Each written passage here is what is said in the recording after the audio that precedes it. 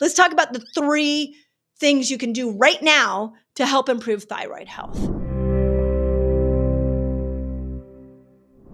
So on this video, we're going to talk about thyroid and low thyroid specifically. This is a big, big concept. And when I can't tell you how many people in my clinic would come into me and say, I think my thyroid has a problem. And it's interesting because when we think that our thyroid has an issue, it's rarely just the thyroid. There are actually several organs that work together to support a healthy metabolism. So on this video, I'm going to talk about how you heal a low thyroid. Don't get me wrong. I'm going to talk about the common symptoms, but I want to put it in a complete picture so you know what aspect of thyroid health you're dealing with.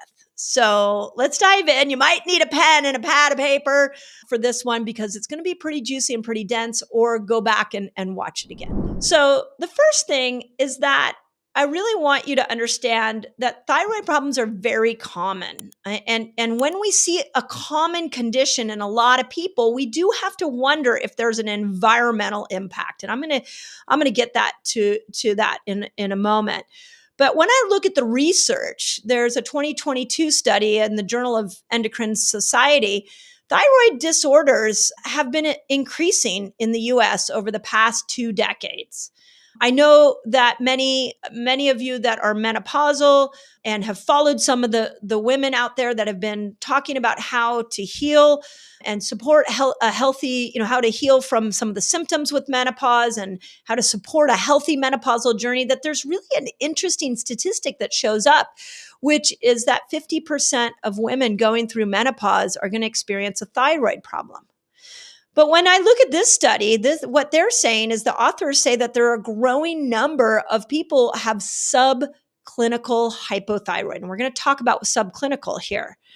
And the subclinical means that your thyroid and the parts of your body that support healthy thyroid function are slowly over time not doing as well. And that is slowly over time causing weight gain and slowly over time causing fatigue and brain fog and inflammation. And you're not even realizing that you're heading towards a true thyroid diagnosis. So a couple of things I want you to understand about your thyroid. So your thyroid, by the way, is right here. It's a butterfly-shaped gland in your neck. And the way that your thyroid makes hormones is it has to receive information from your hypothalamus and pituitary. So the hypothalamus sends a message to the pituitary and tells the pituitary to make a hormone called thyroid stimulating hormone, or TSH. A lot of you have had blood work where you have your doctors looked at TSH.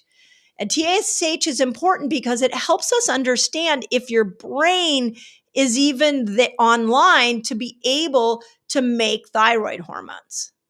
So TSH is stimulated from the pituitary, and it's a chemical messenger that comes down and hits your thyroid and tells your thyroid to make a hormone called T4. And T4 is not a usable hormone for your cells. T4 is not what's going to activate your metabolism and take you out of brain fog. T4 then has to go on to the liver and the gut to be converted into T3. It's like it has to be converted, just like when you send a large file through your email, you have to compress it, reformat it to send it. That's the same thing with this hormone, with a lot of hormones. That T4 has to be compressed and reformatted into T3, and then it has to go into the cell to activate it. So you need your brain working right. You need your thyroid gland working right. You need your liver and gut working right so it can reformat it. And you need your cells ready and available to be able to receive that hormone to activate your metabolism. So it's complex. There's a lot of pieces here. So I want you, as I go through this, to be thinking about what piece of that structure may be off in you.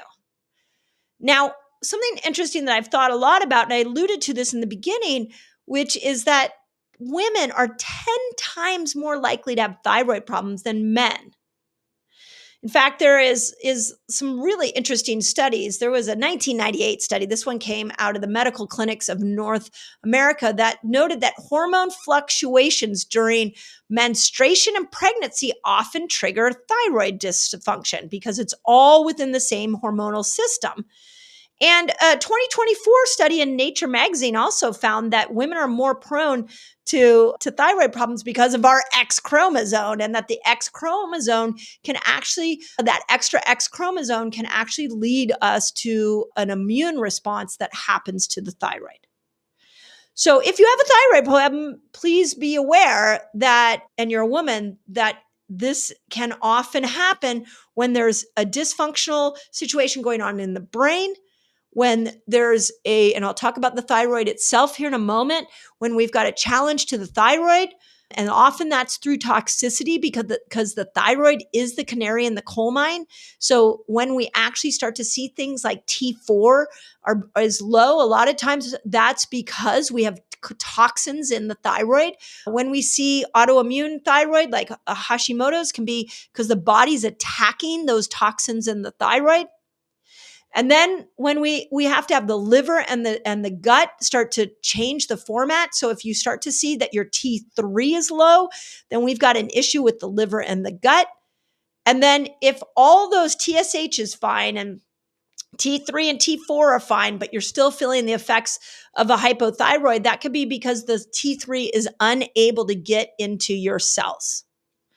So I want you to see that each piece, each number has a different correlation to an organ that's out of balance. And for women, a lot of women have guts that are out of balance because they've been on birth control for so many years. A lot of women have liver toxicity because of certain medications they've been taking.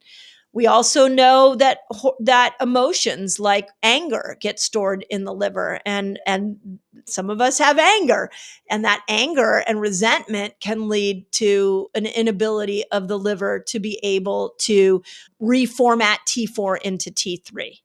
So it's complex. And I've done several podcast interviews on the Resetter podcast. We will put some links in here where you can go and listen to those, where I break this whole system down so that you can understand a little more of how you repair it. On this video, I'm just giving you a big overview, but if you want to dive into more of the steps, we'll put a link to the Resetter podcast interviews I've done on the thyroid in here.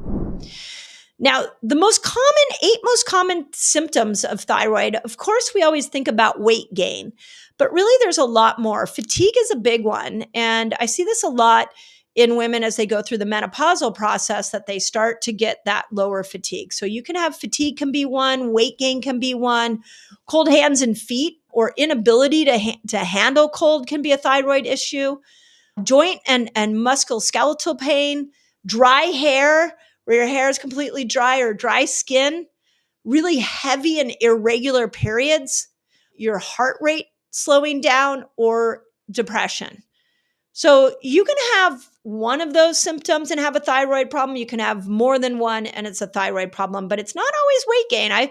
In my clinic, I dealt with a lot of thyroid patients, and we rebuilt their lifestyles, and many of them were very thin. So know that depression, low energy, hair, all of that can be signs as well. And if you notice that in that list that I just read, if you notice you have multiple symptoms, then yeah, there's probably a good chance that you have a thyroid issue. So there are 11 different tests you want to look at. I'm going to leave a link to an article I did in the notes here so that you can go back to my website and you can see those 11 different tests. You can take those to your doctor, ask them for them to test them. You can also do a lot of blood tests your own now, so you can test all of these. So when you do these 11 tests, you can actually see what part of your thyroid is having a problem. So just know that might be helpful. But for the sake of this video, let's talk about the 3 things you can do right now to help improve thyroid health. And the first is one that you'll hear me talk a lot about. It improves a lot of problems, especially hormonal problems in our body, and that is get more minerals. So depending on where you live and how you eat, but I can tell you here in America, we have a soil problem. The food that is being grown in our soils here in America are completely depleted in vitamins and minerals. So when you are eating your broccoli, when you are eating your fruits and vegetables, you're not even getting enough minerals. And then you tack on to that a very stressful life that require more mineral use. Most of us aren't getting enough minerals. I can tell you for myself, as somebody who eats really well but has a very busy life, that I actually take minerals every morning. And the minerals that I take that I love every morning are Beam minerals. I will leave a link here with some discount codes for you in the notes. Every morning, I do both of their products as a way of just supporting great hormonal health. But the interesting research on the thyroid is showing, this was a 2023 study in the Frontiers of Endocrinology, was showing that there are some key minerals lost that specifically pertains to your thyroid. So it's a loss of iodine, it's a loss of selenium, iron, copper, zinc, calcium, and magnesium. And that when we see a deficiency in those minerals, that you can start to see a change in thyroid function. Now, some of those you can get in food, like selenium, you can get in Brazil nuts. Zinc, I've talked a lot about zinc. Zinc you can get in seafood and oysters and some of the shellfish. Calcium actually is best in vegetables, the green leafy vegetables. You're not going to get calcium out of your milk. You can get it out of the green leafy vegetables. And magnesium, my favorite place to get magnesium from is very dark chocolate. So you can add some of those in and see how that can help. Now, the authors of this study wanted to point out, and I think this is really important, is that we should be trying to get minerals from our diet. But I think maybe these authors don't know that a lot of our soils are so depleted. And so we want to make sure that if we're not getting these foods from a regenerative farm, then you are going to need to supplement in with things like Beam minerals. I do both. That's what I like to keep my body functioning well. Now, something that I want to point out before I move on to the next thing is iodine is a little bit of a tricky one. So iodine you can get in seaweed, and research is showing 1 to 2 times a week of seaweed will give you all the iodine that you need. But iodine is one of those minerals you need for thyroid function. It needs to be in balance. So you don't want too little of it and you don't want too much of it. If it goes out of balance, then you're going to have a situation where you're eating seaweed or you're taking an iodine supplement, and all of a sudden you think you're doing good. You think you're going to improve your thyroid, and you actually are creating more of a thyroid problem. So I highly recommend, if you eat seaweed 1 time a week, you're not going to throw yourself into a massive, overabundance of iodine. But I like to test this mineral, and it's easy to test. We will leave a link here I know here in America, there's a blood place you can go to. It's Ultra Labs. I have no affiliation with them. I send people there all the time, and you can just test your own iodine levels, and it's not very expensive. So I'll leave that link here for you. Okay, have you been watching my videos and you're like, I don't know how to put this stuff all together?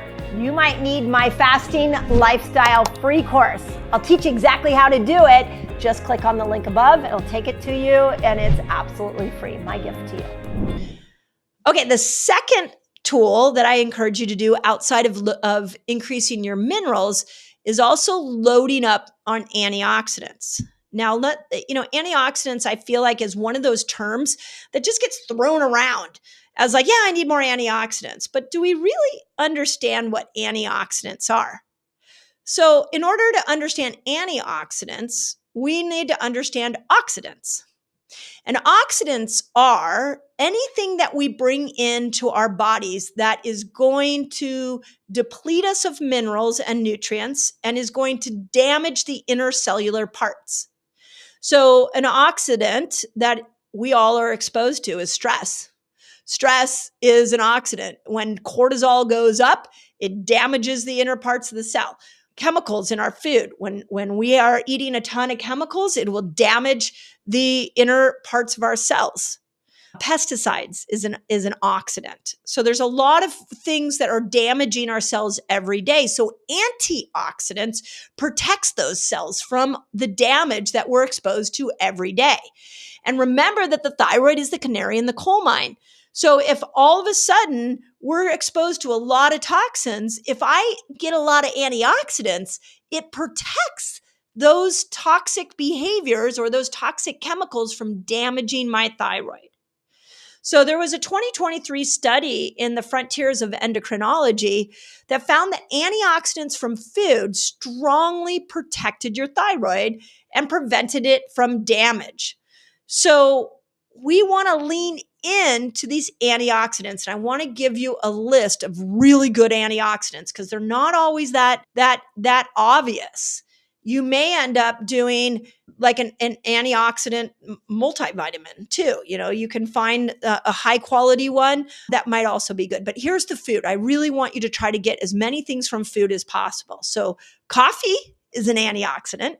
Now, organic coffee, not your franchised chemical laden coffee. Green tea, berries. So blueberries are always the hero of the day. Soy.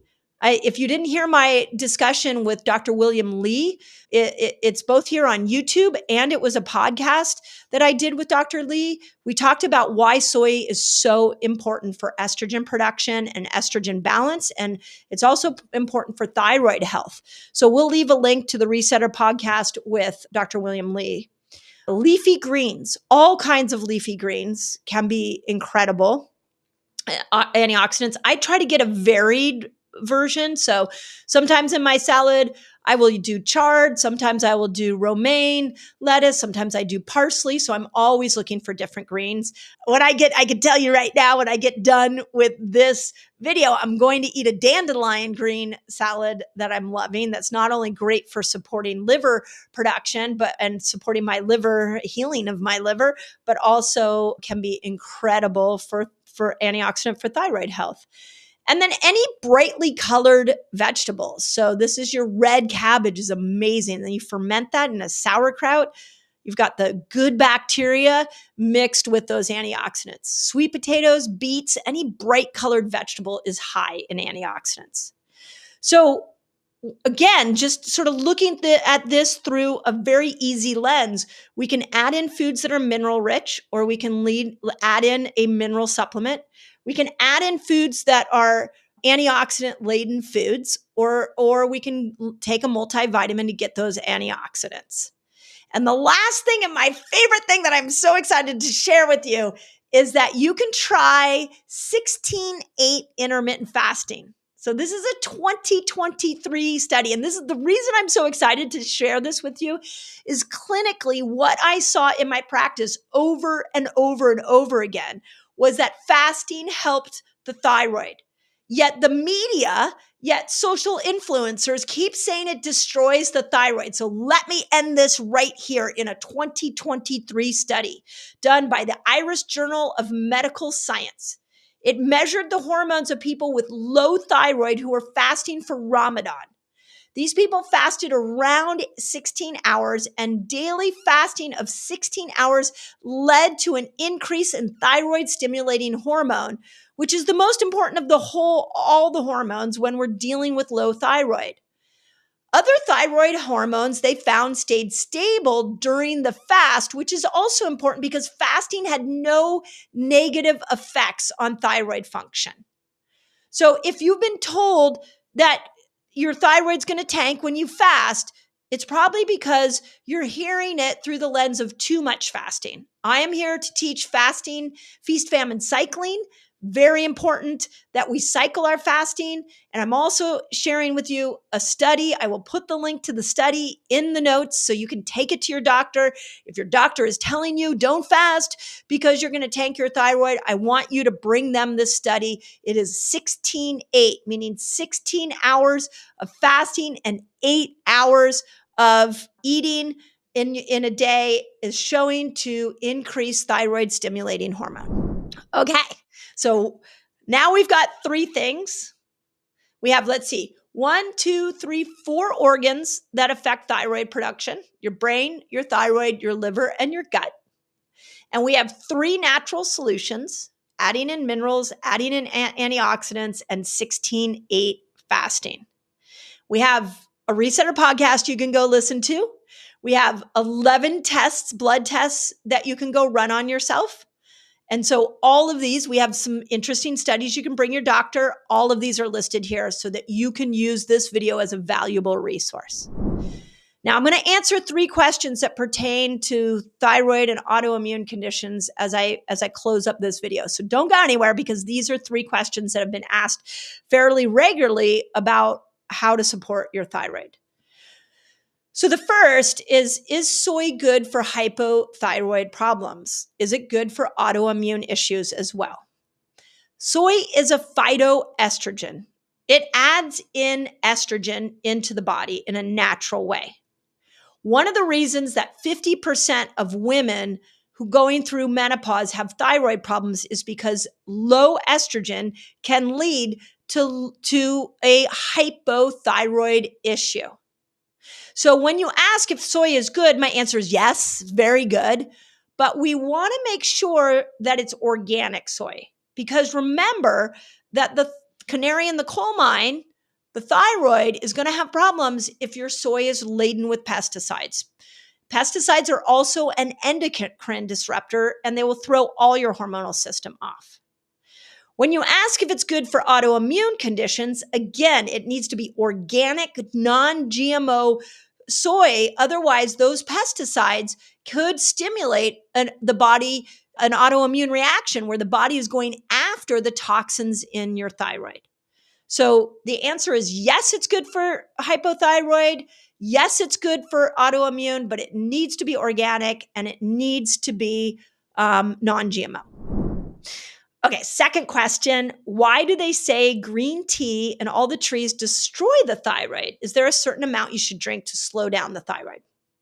Well, the first thing, in full transparency, I haven't seen the literature that says that green tea and all teas destroy the thyroid. So if you have, if you have research on that, put it in the notes or put it in your comments, and my team will gather it and bring it to me. But green tea, as you will hear in Dr. William Lee's podcast, he talks about the power of green tea on hormones and specifically women's health. So I'm a huge green tea fan.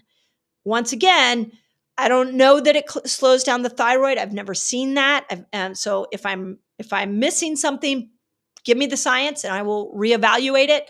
But like everything else, there's a dark side of all teas, and that's that they're heavily sprayed with pesticides.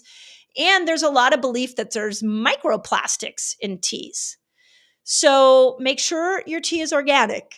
And loose leaf might be better so that you don't, those bags, those tea bags sometimes are where those microplastics are. So let's make sure that we are doing the right kind of green tea and the other trees. Okay, last question is, what do long fasts, longer than 24 hours, do to your thyroid? Well, when we start to go into 17 hours of fasting, we start the process of autophagy. So your cells repair themselves, which is really great. That means that the thyroid can repair itself. You also stimulate something called apoptosis. And when you stimulate apoptosis, sometimes the intelligence of the body decides there's a cell that's full of too many toxins and it gets rid of it. That's really helpful for the thyroid. When we go to 24 hours, we see a whole reboot of your microbiome and your whole intestinal tract. So that's incredible, because now, remember, the gut changes your T4 hormone into T3, making it more able for your cells to use it. So anything over 24 hours is now repairing the gut. And the longer you go, the more these healing things mechanisms I just laid out are going to start to you're just marinating your body in more healing. And that is a great thing for the thyroid. Where the thyroid and fasting don't meet is when we fast too much. Where the thyroid has a problem with fasting is when we open up our eating window and we don't eat enough. You need at least 1,200 calories consistently. to be able to get your thyroid to work right. But if you go on a 3-day water fast, or 1 day a week you do a 24-hour fast, and you don't get 1,200 calories in, that's not going to destroy your thyroid. What destroys the thyroid over and over and over again is consistently low calories in. So let's make sure we're getting the proper amount of calories on a daily basis. But when you go into a fast, you're not going to hit that calorie mark, but you are going to heal other parts of your body that are great for the thyroid. So I hope that helps. There's a lot in here. It's very deep. We'll leave all the links. And as always, if you have questions on this, put it in the notes and I'll do more videos on it. But the thyroid is the most misunderstood hormone organ, endocrine organ in our body. So I'm really happy that I did this video. If this was helpful, as always, let me know. And keep believing in yourself. Once you understand how this body works, you will be amazed at what you can heal from.